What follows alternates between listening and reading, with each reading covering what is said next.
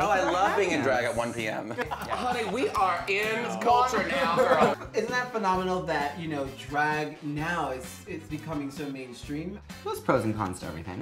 You know, sure. One of my shows, Mondays on Mondays at TNT, This and That Bar, won Best Drag Performance Show in Brooklyn. I've been in my underwear on that show. Oh yeah. Several times. So all of these ladies smell really good right now. I fan myself with a plate. Straight talk.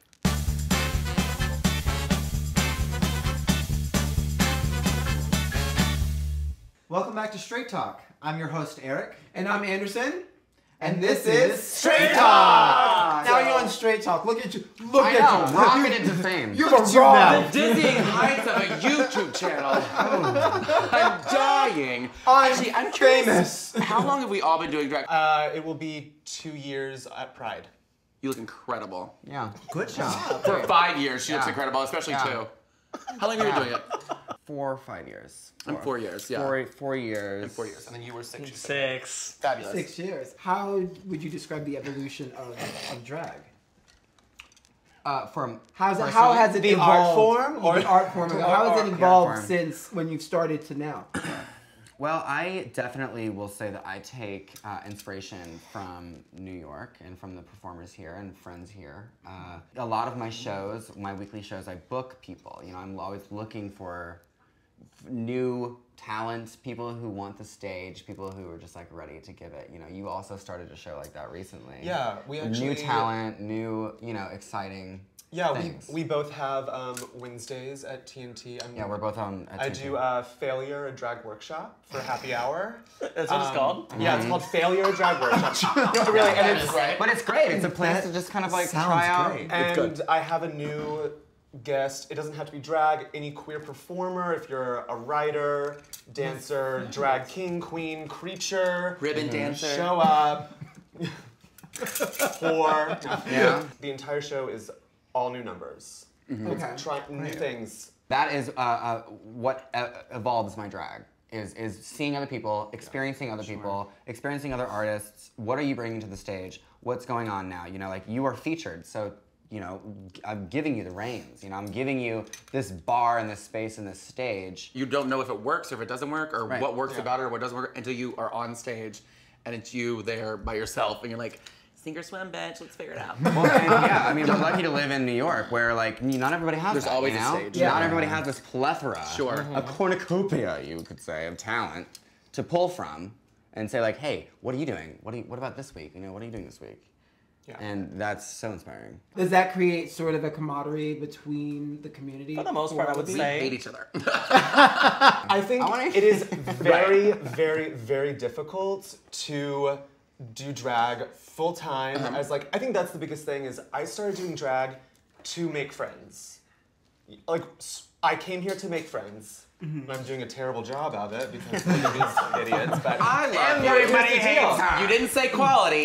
You said I said- friends. Okay, you wanted quantity, not the deal. quality. Now you have- You got it. you have queens, because of the popularity of Drag Race, of drag, you have queens showing up and saying, book me, I want money, this is what I want Right. to work. I want money because this is, I'm here, I'm doing blah, blah, blah. I showed up just wanting to make friends. Like going into a bar, whether you are queer, straight, however you identify, walking into a bar or any space alone, not knowing anyone, is fucking terrible. It's the worst. Yeah, it is. And when I would go to bars, queens were always the most outgoing because they want you to be there. They want you buying drinks. That's a part of the job, you Yeah. know? So they're gonna learn your name. They want you tipping. Yeah, thank you so much for coming. Like, I'll see you next week. And there's something about that energy that was so exciting to me. I was like, you know what? What do I have to lose? Yeah. You know, let me just try this out. Maybe it'll be easier for me to make friends, connect with people. And then it just snowballs and snowballs. And then eventually after, you know, showing up for free for over a year. Definitely over a year. Yeah, definitely over a year. And that's where I think a lot of young, like, new queens who want to start doing it don't get it. It's like, we all worked for free Oh, for 3 years. Very long time. Well, 2 years, and then my first gig was $25. Yeah, really. But were you happy when you got the $25? I was sad. But I think going back to what we were saying with how has drag evolved, I think it evolved in the sense that now everyone is like, I'm gonna be a mega star and I gotta brand myself. I'm gonna do special hashtags and you better pay me because I have a following. It's like, fuck off. Right. Here's the thing. You do it because you want to do it. If you want to make money, acting, stand-up comedy, dancing, anything, that's not your gig. If you want to make money, go be a doctor. Yeah. If you want to do it because this is what's inside of you and you have to do it, then do it. And what's great about what she's doing on Wednesdays with the failure thing is that used to, you could go anywhere and get a stage. Now, it's so tough because everyone wants to be paid or wants this. And so they don't just come out anymore. So now I think what is important about what you're doing, I'm sure that other people are doing it too, across the nation and world, is that you need people to be like, no, baby, you're not ready. You're not ready. Even people that go on Drag Race. It's like, people that I know are auditioning for it, I'm like, girl, you're not ready. You're fresh. You're and young. that's fine, but also what happens is whenever you jump into that field so quickly, any field that you're doing, if you jump into it too quickly and you get like a lot of success at first, that's where you gotta stay. But you didn't get the tools built up, the foundation built up, to be able to keep yourself going. Right. So you have this big hit and then you're like, I have nothing else. Yeah. I see that. Yeah. Definitely. So I think that's what's great about what you're doing. I think that's the way the industry has changed a lot. Any girl that goes and buys like a wig can put it on. It's like, I'm a drag queen, which is fabulous, do that.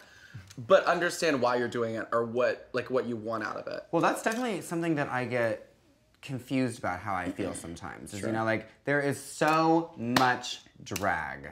There is saturation. Fabulous, though. There's such a high saturation of drag, which is so good and so bad at the same time because there's just so many. But again, that's any industry. So Look much. at every actress and actor or every movie that comes out. I find that any performance thing that you do, there's a up and down, and it's kind of regularly. I can almost pinpoint feel it coming. How it happens. It's about a 6-month flow where you're doing really great, and then you figure something else out, you do something else really great, and then it's just kind of how it works. That's not a good point. Keeps you fresh a little bit. But the thing about someone that, like you were saying, that makes someone good is because they start that foundation, like I said earlier, but then they can keep going. People, I mean, Madonna isn't necessarily making like great hits or music, but the bitch is still killing it. You know what I mean? Yeah. So that is what is impressive. Because she's established that foundation. How can you keep yourself going and actually make it a career? Yeah. Not just a fun moment. Yeah. I think that is the point of drag. I think that's the biggest concern. How do you? And like we said, there is so much saturation, but what's going to happen are it's going to fall away. Yeah. And then the ones that are and left only the will strong stay. will survive. But every gay boy has wanted to put on a. You cannot. Well, you cannot give a gay boy a wig and expect him to not be like, yes, girl. I think it's an acceptance of drag that's new.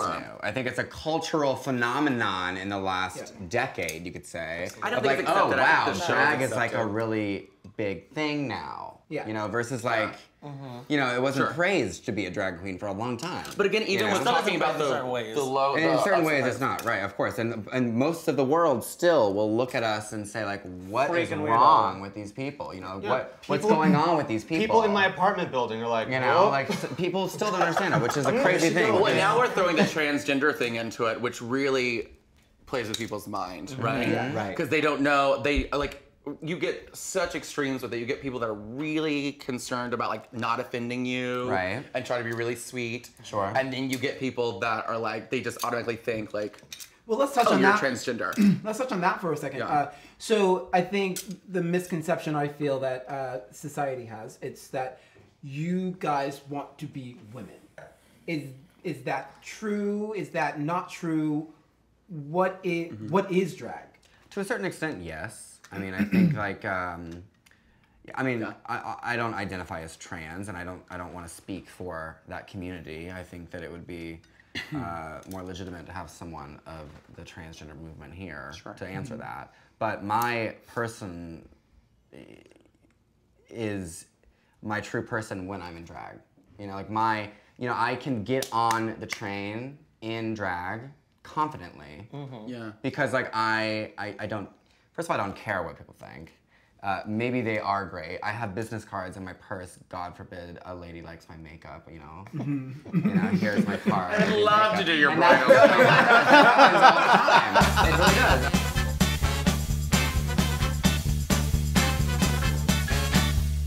Really? The That seat still shuffle happens. is funny to me. The Yeah, whenever seat- you walk yeah. onto the train, everyone's like, where is that sitting? My parents' biggest fear is that, like, they just want to protect their kids. You know, that's what Right. parents want to do for their children. And so it's like, ooh, like, you're gay, and like, we're in the South, and like, so it's not that, don't sit like that, but like, please, I don't want something terrible to happen to you. And it's not always happy, it's not always fun, it's not always Yeah. pretty. It fails a lot of times. And then eventually I kick that fucking door open, I'm like, I got it.